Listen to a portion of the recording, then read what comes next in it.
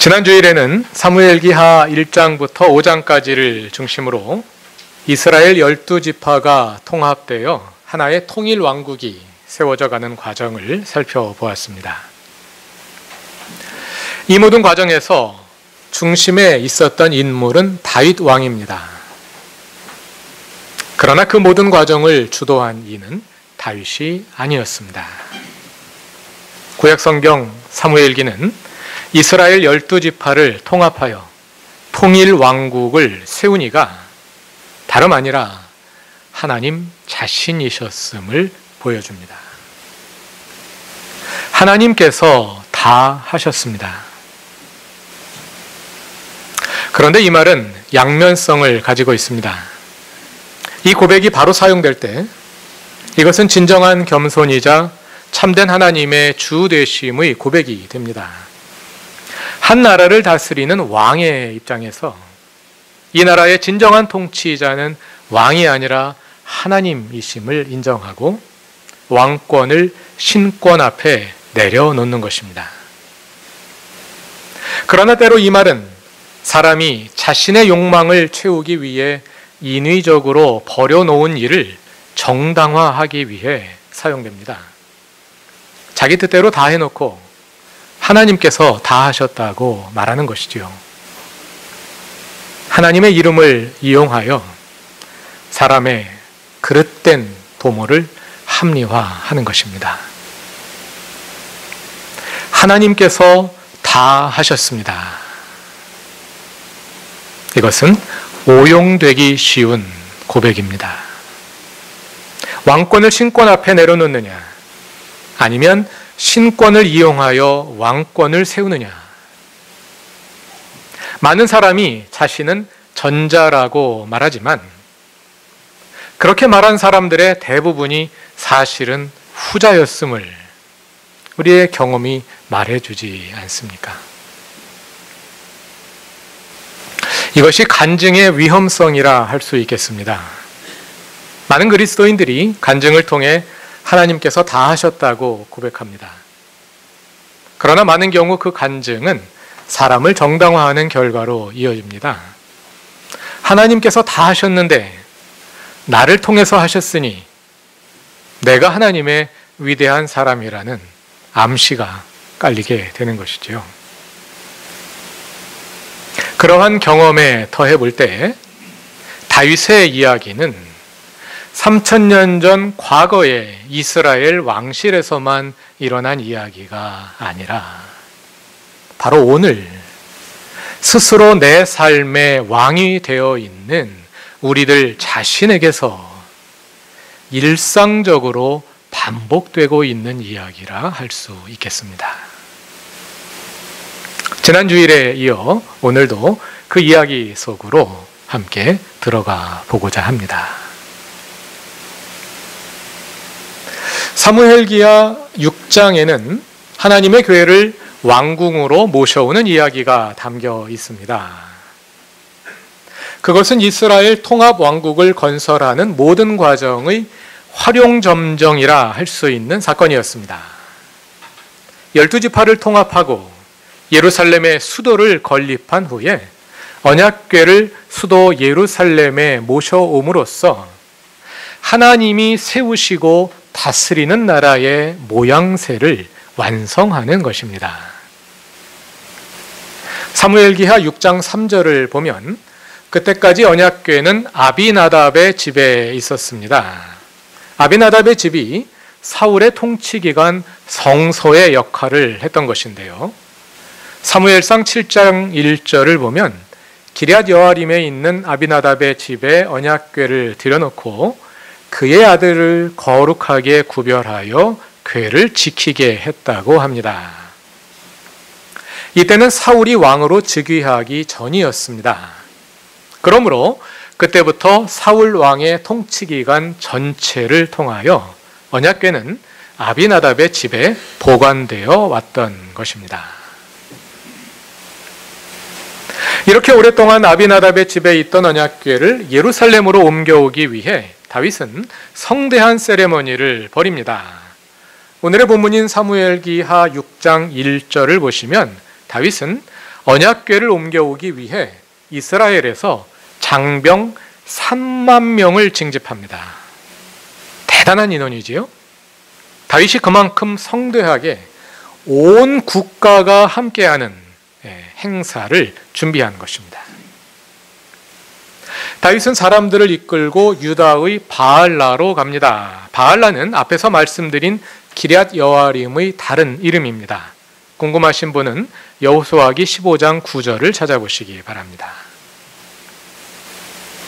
다윗은 3절을 보면 아직 아무것도 실어본 적이 없는 새 수레를 준비하여 언약궤를 실었고, 아비나답의 두 아들 우사와 아히요가 그 수레를 이끌었습니다. 이어지는 4절 이하를 보면 그들이 하나님의 궤를 싣고 나올 때 아비나답의 아들 아히요가 궤 앞에서 걸었고, 다윗과 이스라엘 모든 가문은 온 힘을 다하여서 온갖 악기를 연주하며 주님 앞에서 기뻐하였습니다. 그런데 그 와중에 불행한 사건이 하나 발생합니다.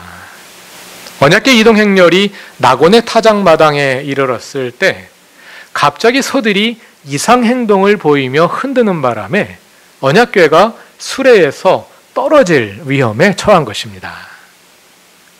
아비나답의 아들 우사가 손을 내밀어 하나님의 궤를 붙들었습니다. 그러자 하나님은 우사에게 진노하셔서 그를 치셨고 그는 그 자리에서 죽고 맙니다. 온 국가가 동원된 대규모 행사는 그 뜻밖의 사건으로 인해 중단됩니다. 다윗은 언약궤를 예루살렘으로 옮기려던 계획을 취소하고 오벳 에돔의 집에 궤를 임시로 보관합니다. 하나님이 왜 우사를 죽이셨을까요? 우사가 죽은 가장 직접적인 원인은 언약궤를 손으로 붙들었다는 것인데요. 그래서 우리는 언약궤는 만지면 안 되는데 만졌기 때문에 죽었다고 생각하기 쉽습니다. 저도 그렇게 배웠습니다. 그런데 성경을 자세히 읽어보면 그리 간단한 문제는 아닙니다. 사무엘기상 7장 1절을 보면 아비나답의 아들들은 언약궤의 관리를 위해 거룩하게 구별된 제사장과 같은 사람들입니다. 율법에 제사장이 언약궤에 손을 대면 안 된다는 규정은 없습니다. 언약궤를 관리해야 되는데 어떻게 손을 안 대고 관리할 수 있겠습니까? 하다못해 표면에 묻은 먼지라도 닦아내야 하지 않겠습니까? 또 율법 규정으로 따지자면 언약궤를 수레로 운반하는 것 자체가 이미 율법 위반입니다. 언약궤는 길다란 채에 꿰어 제사장들이 어깨에 메고 옮기도록 되어 있거든요. 그러나 사무엘기 상 6장을 보면 블레셋에 빼앗겼던 언약궤를 찾아올 때 이미 언약궤를 수레에 실어 옮긴 일이 있었습니다. 그때는 아무 일도 없었습니다. 그러므로 우사가 죽은 이유를 단지 어떤 율법 규정의 형식적 위반으로 설명하려 하는 것은 방향을 잘못 잡은 것일 수 있습니다. 저는 이 문제의 근원을 우사보다는 하나님과 다윗의 관계에서 찾아야 한다고 생각합니다. 지난주일부터 왕권과 신권의 관계에 관해 생각해 보고 있는데요. 수도 예루살렘으로 하나님의 궤를 옮겨가는 것은 왕권과 신권을 밀접하게 결합하는 정치 행위의 절정이라 할 수 있습니다. 예루살렘에 하나님의 궤가 있다는 것은 이 나라가 하나님이 세우신 나라이며 하나님의 뜻에 따라 통치되는 나라임을 공식화하는 것입니다. 그것은 왕권이 신권 아래 놓여 있는 신앙 질서를 보여주는 것일 수 있습니다. 그러나 동시에 그것은 왕권을 강화하기 위해 신권을 오용하는 신권 정치의 상징일 수도 있습니다. 그것은 정치가 권력자의 야망이나 사적인 욕심에 이끌리지 않고 하나님의 공의를 따라 이루어지는 정의로운 나라의 상징일 수도 있지만, 그와 반대로 정치와 종교가 유착되어 함께 타락해버린 비극적인 국가의 시작일 수도 있는 것입니다. 다윗이 언약궤를 예루살렘으로 옮겨옴으로써 그 두 가능성 사이에서 팽팽한 긴장이 시작될 것입니다. 왕이 하나님의 주대심을 이루느냐, 아니면 하나님이 왕권에 이용되느냐, 그것이 문제인 것입니다. 사무엘기하 6장 1절에서 다윗이 하나님의 궤를 아비나답의 집으로부터 예루살렘으로 옮기고자 할 때 그의 동기는 무엇이었을까요? 이때는 그래도 초기이니 다윗이 마음이 순수하여 오직 하나님의 주대심만을 추구했을 수 있습니다. 그러나 그가 워낙 머리가 비상한 사람이다 보니 이때 이미 언약궤를 왕권에 이용하려는 정치적 판단이 작용했을 수도 있습니다. 언약궤는 사울 왕의 재위 기간 내내 아비나답의 집에 보관되어 내려오면서 사울 왕을 따르는 이스라엘 북쪽 지파들의 신앙과 정치의 중심이 되어 왔습니다. 이제 그 언약궤를 예루살렘으로 옮겨온다는 것은 사울 왕을 따르던 북쪽 지파들이 다윗을 하나님이 세우신 왕으로 승인함을 의미합니다. 그리고 이제 그들도 다윗 왕에게 복종해야 함을 의미합니다. 이렇게 언약궤의 이동은 하나님의 승인 아래 이스라엘 12지파를 다윗 왕 아래 모아들이는 분명한 정치적인 효과를 갖게 될 것입니다. 다윗의 마음은 어느 쪽이었을까요? 아니면 이 둘 사이에서 갈등하고 있었을까요? 본문이 말해주지 않기 때문에 정확히 알기는 어렵습니다. 그러나 지금 그의 마음이 어떠하든 이제 하나님의 궤를 예루살렘에 들여놓음으로써 다윗은 매우 예리한 칼 위에 올라가는 것과 같은 시험대 위에 오르게 될 것임이 분명합니다. 정신을 들 바짝 차리고 왕권을 신권 아래 굴복시키기 위해 끊임없이 자신을 내려놓지 않는 한 다윗은 어느새 신권 위에 걸터 앉아 왕권을 누리고 있는 자신을 발견하게 될 것이기 때문입니다. 왜냐하면 그것이 권력의 생리이기 때문입니다.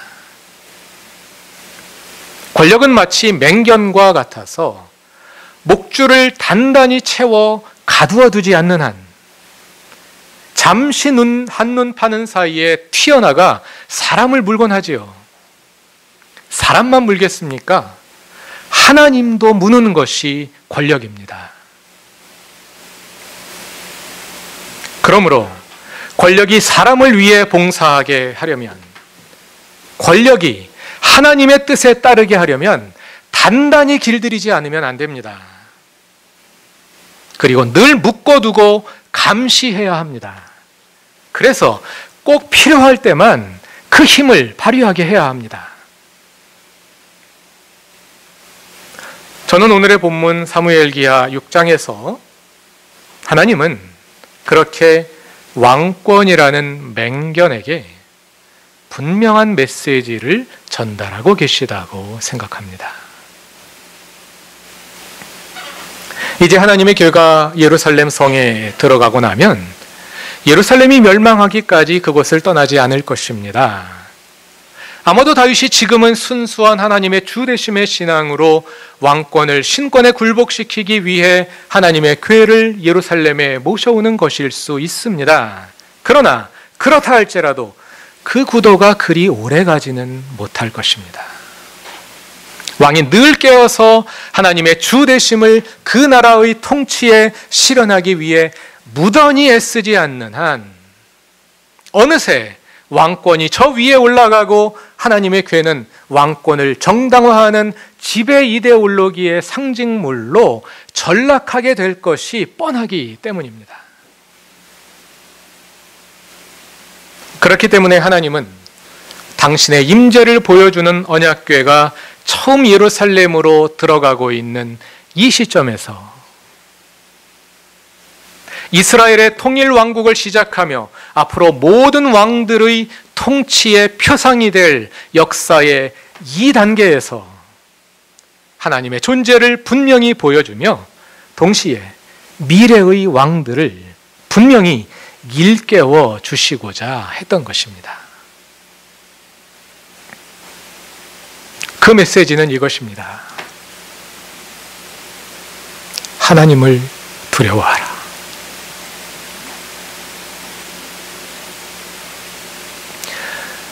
권력은 공포에서 나옵니다. 사람을 살릴 수도 있고 죽일 수도 있는 군대와 경찰의 물리력. 어떤 사람을 의인으로 만들 수도 있고 죄인으로 만들 수 있는 사법적 권위. 사람의 생물학적 생존을 손에 쥐고 흔드는 경제력. 이러한 무소불위의 힘들을 가지고 백성을 쥐락펴락하는 것이 권력입니다. 그것이 두려워서 신하들과 백성들은 왕의 말을 듣게 되어 있습니다. 하나님을 믿는 것을 다른 말로 하나님을 경외한다 하지요. 경외한다는 말은 두려워한다는 뜻입니다.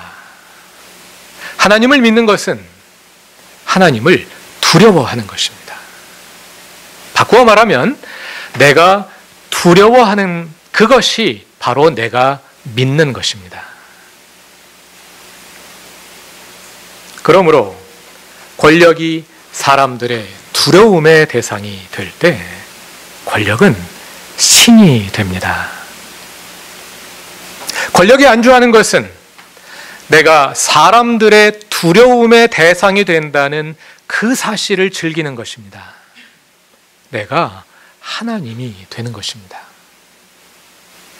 내가 두려움의 대상이 될 때 나는 하나님이 되는 것입니다. 왕이 하나님이 될 때 하나님의 교회는 무엇이 되겠습니까? 하나님 자리에 올라 있는 왕의 권력을 뒷받침하는 상징적인 도구일 뿐이겠지요. 그렇게 되기 전에 이 한 가지 사실을 분명히 기억하라는 것입니다. 사람이 두려워할 대상은 왕이 아니다. 하나님이다. 오직 하나님을 두려워하라. 명민한 다윗은 하나님의 경고를 알아들었습니다. 사무엘기하 6장 12절 이하를 보면 우사가 죽은 후에 오벳에돔의 집에 잠시 보관했던 언약궤를 예루살렘으로 옮기는 두 번째 시도가 이루어집니다. 다윗은 지난번보다 더 정성을 다하여 언약궤를 다시 옮깁니다. 이번에는 지난번과 같이 수레를 사용하지 않고 사람들이 직접 메고 옮깁니다. 그리고 13절을 보시면 주님의 궤를 맨 사람들이 6걸음을 옮기고 난 후 소와 살찐 양을 제물로 잡아 제사를 드립니다. 그런데 이번 행사에서 가장 주목해 보아야 할 것은 14절입니다. 다 같이 14절을 읽어보겠습니다. 그리고 다윗은 모시로 만든 에봇만을 걸치고 주님 앞에서 온 힘을 다하여 힘차게 춤을 추었다. 여기에서 다윗이 모시로 만든 에봇을 걸쳤다고 하는데요. 에봇은 제사장의 의복입니다. 다윗이 제사장의 임무와 왕의 임무를 동시에 수행하고 있는 것입니다. 이스라엘은 재정일치의 사회이기 때문입니다. 세번역 본문은 다윗이 에봇만 걸쳤다고 하는데요. 그렇게 읽으면 옷을 적게 입었다는 느낌으로 들립니다. 아마도 그렇게 번역한 이유는 뒤에 나오는 20절에서 이 모습을 본 왕비 미갈이 다윗 왕이 맨살을 드러내고 춤을 추었다고 비난하는 것 때문에 그렇게 해석한 것 같습니다. 그러나 원문에 에봇만 입었다는 말은 없습니다. 네, 에봇을 걸쳤다 이렇게 나옵니다. 옷을 적게 입어서 그랬다기보다는 워낙 힘을 다해 춤을 추다 보니까 옷이 벗겨지면서 맨살이 드러났을 것입니다. 왕복과 제사장의 의복이 활동하기 편한 운동복 스타일의 옷은 아니었겠지요. 격식을 갖추어 단정하게 추스려서 입는 점잖은 정장 스타일이었을 텐데 그런 옷을 입고 사정없이 몸을 흔들며 춤을 추면 그 모습이 어땠겠습니까? 옷이 벗겨지기 전에 이미 가관이었을 것입니다. 중요한 것은 다윗이 그만큼 온 힘을 다해 춤을 추었다는 것입니다. 미갈의 비난에 의하면 다윗은 건달패들이 맨살을 드러내고 춤을 추듯이 춤을 추었다고 합니다. 아마도 그리 틀린 표현은 아닐 것입니다. 그것은 우아하고 아름다운 춤이 아니었습니다. 왕의 기품을 드러낼 만한 멋진 춤도 아니었습니다. 세번역 본문은 다윗이 힘차게 춤을 추었다고 하는데요. 원문에는 힘차게라는 말이 없습니다. 온 힘을 다해 춤을 추었다는 것입니다. 그럴듯한 춤이 아니었습니다. 왜냐하면 그 춤의 목적은 단 한 가지, 하나님을 높이는 것이었기 때문입니다. 그것은 하나님을 높이기 위해 스스로를 천해지기까지 낮추는 그러한 춤이었습니다. 그것은 기쁨의 춤이 아니라 두려움의 춤이었습니다. 다윗은 두려웠을 것입니다. 왜냐하면 지난번의 경험을 통해 언약궤를 예루살렘으로 옮긴다는 것이 얼마나 무서운 일인지 그가 너무도 잘 알게 되었기 때문입니다. 그래서 두려움의 춤을 춘 것입니다. 죽지 않기 위해서 필사적으로 춤을 춘 것입니다. 하나님의 교회 앞에서 미친 듯이 천한 모습으로 춤을 추고 있는 다윗의 모습은 왕권을 통해 하나님의 주되심을 이루고자 분투하는 다윗의 모습을 상징적으로 보여줍니다. 왕이 하나님 앞에 스스로를 천해지기까지 낮추지 않는 한, 왕이 하나님을 두려워하지 않는 한 왕권과 신권의 관계는 바로 세워지기 어렵기 때문입니다.